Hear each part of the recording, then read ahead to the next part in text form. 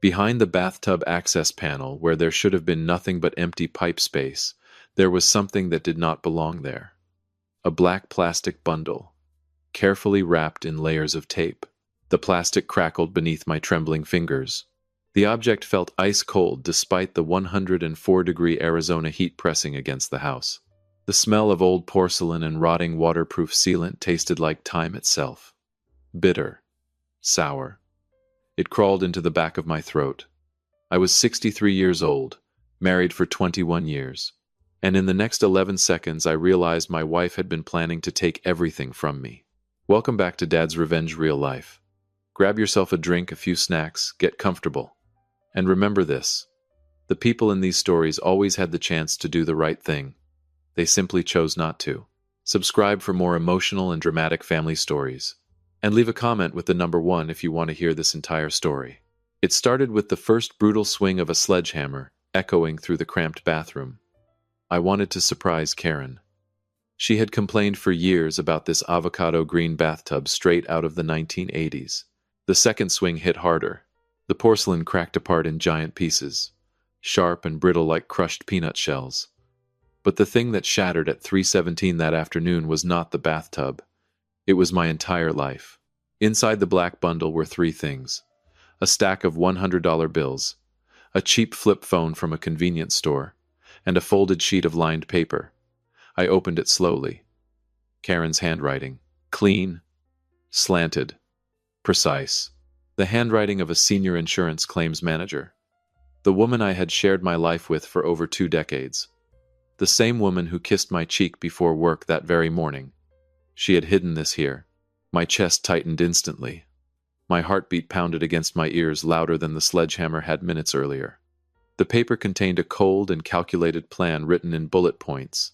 Why would my wife need a burner phone? Why hide thousands of dollars beneath the bathtub? The answer sat right there in my hands. This was not simply a divorce plan. It was a financial trap designed to leave me homeless and destroyed in my 60s. She wanted to paint me as mentally unstable. I collapsed onto the bathroom floor surrounded by razor-sharp porcelain shards. They dug into my skin, but I felt nothing. Nothing except a hollow emptiness spreading through my chest. Imagine discovering that the person you trusted most in the world was secretly digging your grave while smiling in your face every single day. The bathtub had shattered open, and so had the truth. Karen's game had started long before this moment, and without meaning to, I had just uncovered the very first card she never wanted me to see. Karen was a woman obsessed with perfection. She worked in insurance claims. Her entire job revolved around finding mistakes. A missing comma. A spelling error buried inside a contract. Nothing escaped Karen's eyes. She brought that same precision into our home. Everything had its place. Clothes were organized by color. Every spice jar in the kitchen carried a neatly printed label. Back then, I thought it was care. I was proud to have a wife like her. For 21 years, I showed love, the only way a man like me knew how. I was an engineer. I did not buy expensive roses. I was never good with romantic speeches. Instead, I took care of the house. I oiled every door hinge so it would never squeak and disturb Karen's sleep. I fixed leaking pipes in the middle of the night so she could rest peacefully. I scraped old paint from the porch with my own hands so she would have a quiet place to read in the afternoons. My devotion lived inside every inch of this house. I truly believed I had been a good husband. But standing there looking at the hidden cash and the burner phone scattered across the bathroom floor, I suddenly felt pathetic. My loyalty meant nothing compared to the cold calculation behind those objects. My friends, do you understand that feeling? The woman I was willing to protect for the rest of my life had secretly turned our home into a battlefield. She buried ugly secrets directly beneath my feet. I slowly stood and walked toward the window. Outside, the Arizona heat still burned across the neighborhood like fire. But inside me, something icy had begun spreading through my chest. My eyes drifted toward our wedding photograph, hanging in the living room. Karen's smile looked radiant in that picture. Her eyes looked warm, loving, honest. But now that smile looked like the mask of a master actress. How long had she been lying to me? The pressure building in my throat became unbearable. I could not sit there and wait to be destroyed. I needed the truth behind the handwritten note. I grabbed the cheap flip phone from the floor. My fingers shook violently as I pressed the power button. The tiny green screen flickered alive inside the dark bathroom. One unread message. And the moment the first line appeared on the screen, my heart nearly stopped. The sender was not a stranger. It was a code name. The code name on the screen was only 2 capital letters. MR. The phone had a single bar of battery left. It blinked weakly like my breathing. I did not open the message right away. I set the phone down beside me. My palms were soaked with sweat. Then I picked up the folded sheet of lined paper again, slowly, carefully. The sound of old paper crackling filled the terrifying silence around me. This was not a diary. It was a plan. At the top corner of the page, Karen had written one word in large red letters: timeline. It was the timeline of my destruction. Everything had been divided into stages. Phase 1 began 6 months earlier. Beside that date was a sentence that made my blood run cold. Push refinancing. My head started spinning instantly. 6 months ago, Karen began talking about refinancing this house. She said we needed extra cash to strengthen our retirement investments. She sounded convincing, gentle, caring, thoughtful. I trusted her completely.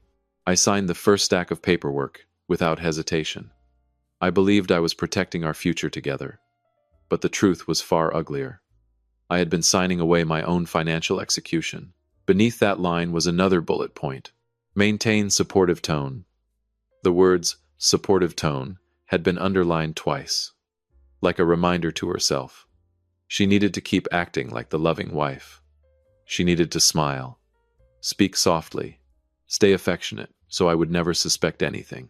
Every moment of kindness she showed me during the past 6 months had been part of a psychological strategy, a sedative, something to keep me calm while she slowly guided me into the trap. The coldness from the paper seemed to crawl directly into my chest. Outside the bathroom window, the 104-degree Arizona heat still shimmered over the pavement. But inside this room I felt frozen solid. My eyes drifted back toward the stack of cash. $8,000. She must have withdrawn it slowly from our joint account. Small amounts at a time so I would never notice. Karen had been building an escape route for herself using the sweat of my entire life.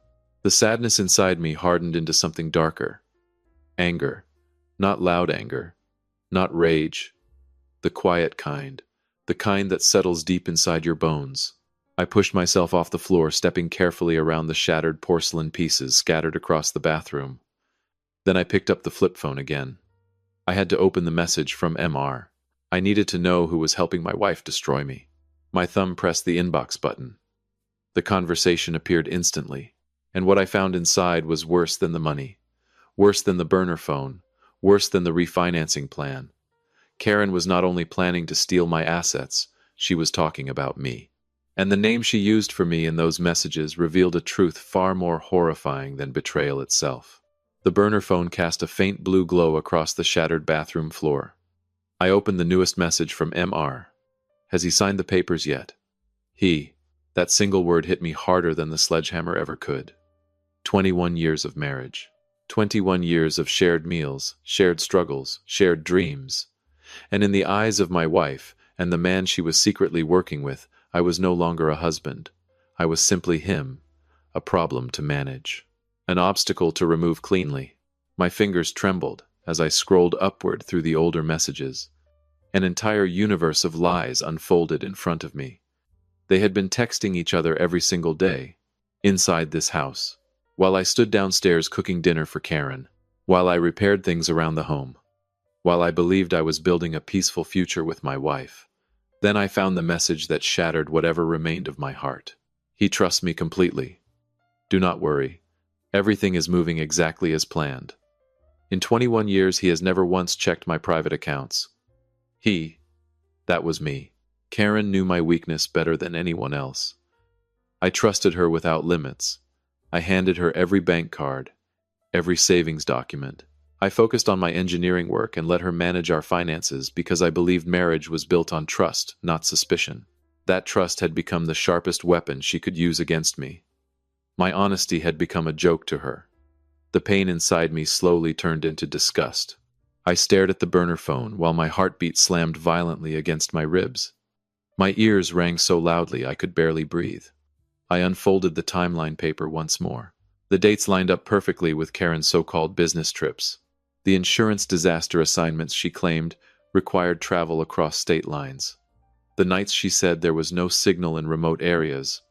Those were not work trips. Those were meetings with MR. The two of them had been building this plan together while I sat at home waiting for my wife to return. For the first time in my life, I truly felt stupid. I had spent 21 years sleeping beside a traitor, without ever seeing her real face. Questions crashed through my head one after another. Who was MR? What kind of power did he have over Karen? How long had he been helping her build this financial trap? How deep did this scheme really go? I needed answers. And more importantly, I needed someone whose judgment I could still trust. Then I thought of Frank. Frank Delaney, an old friend. A retired private investigator who specialized in financial fraud cases before he left the force. If anyone could untangle this nightmare, it was him. I grabbed my personal phone and dialed his number with shaking hands. The line rang twice before Frank answered. I barely managed to explain what I had found before silence fell across the call. Then Frank spoke in a low, serious voice that instantly made my stomach tighten. This is not just a normal affair. Frank's voice sounded rough through the phone. Heavy. Tired. I sat silently on the edge of the shattered bathroom floor while he analyzed everything I had told him. Frank had spent 30 years working as a private investigator. He had seen every ugly corner of human greed imaginable. After hearing the story about the broken bathtub and the timeline paper, he stayed quiet for a long time before finally giving me his conclusion. An affair at 60 is not about emotions, Frank said slowly. It is about accounting. The sentence lodged itself deep inside my brain. An affair in your 30s is chaos. An affair in your 60s is bookkeeping. They are not cheating because of passion, Frank continued. They are cheating because they want an exit strategy. His explanation hit me like freezing water. He was right. Karen was not some foolish young woman blinded by romance. She was a woman in her 50s who understood money very well, and MR clearly did too. They were not chasing love. They were building a financial escape route for old age. And that escape route was being funded by draining every drop of value from my life. Frank started breaking their plan apart piece by piece. The refinancing push was the critical move. If I signed the mortgage paperwork, the bank would release a large amount of cash against the house. That money would quietly move into accounts Karen had already prepared behind my back. Then she would disappear with the cash, and Michael Reeves while I stayed behind carrying crushing debt. The bank would eventually seize the house. At 63 years old, I would lose everything and end up homeless. The anger inside me stopped exploding outward. Instead, it compressed into something colder, more dangerous, like gunpowder packed tightly inside steel. I gripped the burner phone harder in my hand. I could not allow them to win. I had worked my entire life to build this home. I was not about to hand it over to two parasites. Frank told me to stay calm. He said he would dig deeper into the real identity behind the initials MR financial advisor, scam artist, professional manipulator. He needed a few hours to contact some old sources and pull records. But before hanging up, Frank gave me one final warning. Do not scare them. Not yet. Keep acting like the same trusting husband she thinks you are. I ended the call and stared at the ruined bathroom around me. Broken porcelain covered the floor like fragments of my marriage. I cleaned everything carefully before Karen returned home from work. Then I hid the burner phone and the timeline document somewhere safer. 3 hours later, my personal phone vibrated. A message from Frank. I found MR. My heartbeat stopped for a second. His name is Michael Reeves. I immediately searched the name online, and what appeared on the screen revealed a horrifying secret from Michael Reeves's past. A secret that explained exactly why Karen had chosen him for this financial heist. Michael Reeves. The name glowing on my computer screen filled me with disgust. I stared at his photograph for a long moment. A man in his 50s, smooth-combed hair, an expensive tailored suit, the polished smile of a successful financial professional.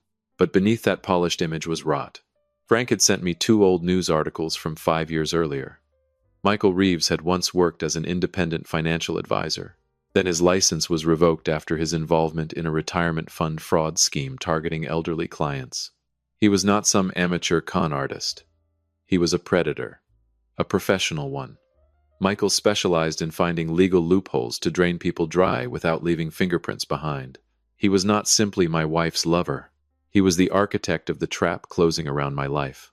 The combination suddenly terrified me. Karen understood contracts, insurance claims, and documentation. Michael understood financial laundering and asset movement. Together, they were the perfect team. Their target was never a few $1,000s hidden beneath a bathtub. They wanted everything. The house, the savings, the retirement accounts. Every dollar I had spent my life earning. A chill crawled down my spine. If I had not accidentally smashed that bathtub open earlier today, I would have walked blindly into financial execution. I would have signed every document with a smile, while Karen held my hand and pretended to love me. The truth was brutal. But for the first time, since discovering the hidden package, I stopped feeling helpless. The pain inside me hardened into cold clarity. I was not going to sit quietly and die financially. If Karen and Michael wanted to build a trap, then I would build one of my own. I called Frank again and asked for legal help. He immediately gave me one name: Susan Keller, one of the best attorneys in Arizona for complex divorce and financial fraud disputes. An hour later, I sat inside Susan Keller's office with the burner phone and Karen's timeline document spread across her desk. Susan examined everything with razor-sharp focus. She did not look shocked. Clearly, she had seen marriages rot from the inside before. Then she leaned back in her chair and delivered a sentence that changed everything. "We are going to let them make their next move," she said calmly, "but we are going to redirect the money." That afternoon, our counterattack officially began. I would confront Karen that evening. Not openly, not emotionally. I would have to look directly into the eyes of the woman who had betrayed me for years and pretend I knew nothing. I had to keep acting like the same trusting fool she believed I was. The harmless husband standing quietly at the edge of his own life. On the drive home, my stomach twisted into knots. Then my phone rang. Karen. Her voice sounded warm and sweet through the speaker. Gentle, loving, perfectly rehearsed. She said she was driving home from her business trip. Then she softly reminded me to prepare the paperwork for our bank appointment next Monday. The refinancing meeting. The final step of their plan. The psychological war had officially begun. I pulled into the driveway and stepped back into the house that no longer felt like my home. And the moment I walked through the front door, the burner phone hidden in my pocket suddenly started vibrating violently. The sound of keys rattling at the front door echoed through the house. Karen was home. I took a slow breath and forced myself to stay calm. Then I stepped into the living room, still covered in porcelain dust and drywall debris. I wanted her to see me busy repairing the house like always. The loyal husband. The harmless man she believed she controlled completely. Karen walked inside looking elegant in her business clothes. Perfect posture. Perfect makeup. Perfect smile. She stepped toward me and kissed my cheek softly. The scent of her familiar perfume filled my nose. But now it felt poisonous. Like venom from a snake. "You're home already?" I said carefully, trying to keep my voice steady. Karen smiled warmly when she noticed the destroyed bathroom. "Oh, honey, you finally ripped out that old bathtub." Her tone was gentle, sweet, supportive. Exactly like the words she had underlined twice on the timeline paper. Maintain supportive tone. Hearing that fake sweetness in person made my stomach twist. She asked if I was tired. Asked whether I needed help cleaning up the mess. The performance was flawless. She played the loving wife so naturally it was terrifying. Later that evening, we sat together at the dinner table. Karen casually talked about her recent business trip while eating. Insurance contracts. Complex claims. Long meetings. Every sentence carefully polished. Then, almost effortlessly, she guided the conversation toward Monday's bank appointment. "Michael Reeves is extremely busy," she said softly. "It took a lot of effort to arrange this meeting." There it was again. Michael Reeves. She said his name without even blinking. "All you need to do is bring your ID and sign where I marked the papers," she continued. "Michael and I will handle the rest." Then she gently placed her hand over mine. Her skin felt soft, but to me it felt like handcuffs locking around my wrist. I looked directly into my wife's eyes and forced myself to nod calmly. "All right," I said quietly. "I trust you." Inside, my chest rage crashed like wildfire. I was sitting across from the woman planning to destroy my life while pretending to love me over dinner, and I had to hide everything behind silence. Then something happened that made my blood run cold. Karen's phone suddenly lit up on the table. At the exact same second, the burner phone hidden inside my pocket began vibrating violently against my leg. My chest tightened instantly. I could physically feel both phones reacting together, one glowing on the dinner table, one trembling secretly against my skin. Karen froze for half a second.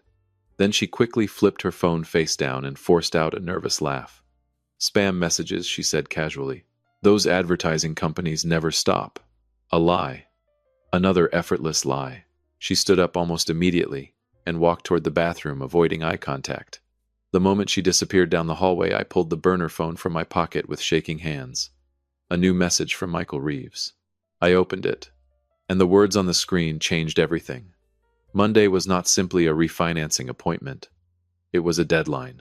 A deadline tied to blackmail.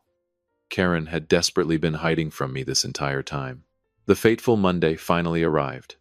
The Arizona sky that morning was perfectly blue without a single cloud. Heat already radiated from the asphalt before noon. I wore the most formal suit I owned. Karen walked beside me, looking as elegant and confident as ever. Together we entered the VIP office inside the downtown bank. The room felt unnaturally quiet.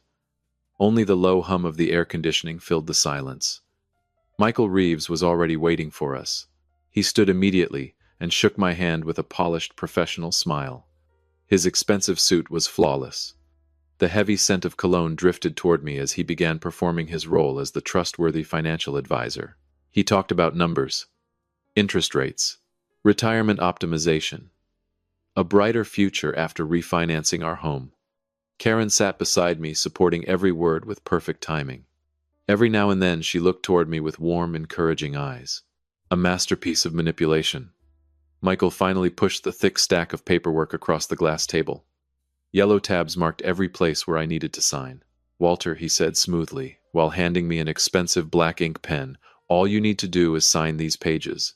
After that, the funds will be released, and your retirement future will be fully secured." His voice sounded calm, persuasive, professional. I held the pen in my hand, but I did not sign.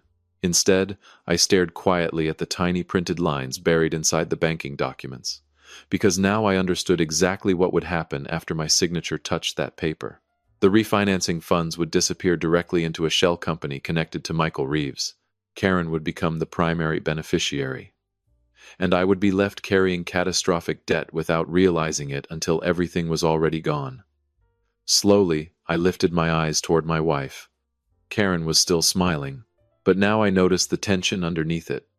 Her fingers tapped nervously against the glass table. Tiny movements, tiny cracks in the performance. She was anxious, desperate for this meeting to end quickly. Inside me, rage climbed higher and higher like fire rising through gasoline. I wanted to stand up. I wanted to smash Michael Reeves directly in his lying face.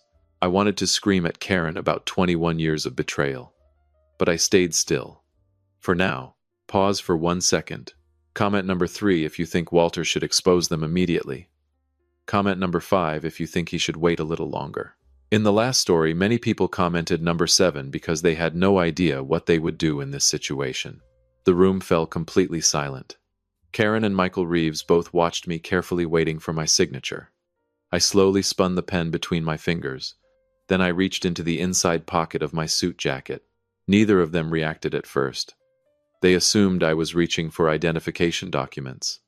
Instead, I pulled out 2 things: a cheap black flip phone and a folded sheet of lined paper, still dusted with tiny traces of white porcelain. I placed both items gently on top of the bank documents. The smile vanished instantly from Michael Reeves's face. Karen's skin turned ghost white in less than a second.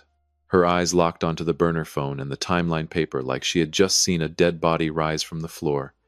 Her lips trembled violently, but no words came out. The final confrontation had officially begun, and only seconds later, the office door suddenly opened. The arrival of a third person would turn this refinancing meeting into a living nightmare for both scammers. The flip phone and the folded sheet of lined paper rested silently on the glass table. They looked like evidence pulled straight from a grave. Karen stared at the burner phone with wide, terrified eyes. Her entire body froze, stiff like cracked porcelain. The confidence of the experienced insurance manager disappeared instantly. Every trace of control vanished from her face. Michael Reeves frowned sharply. He tried to maintain the composure of a seasoned predator. Clearing his throat, he forced out an awkward smile. "Walter," he said carefully, "what exactly is this? We should finish signing the paperwork." I looked directly into my wife's eyes. My voice remained calm, dangerously calm. "You forgot these behind the bathtub, Karen."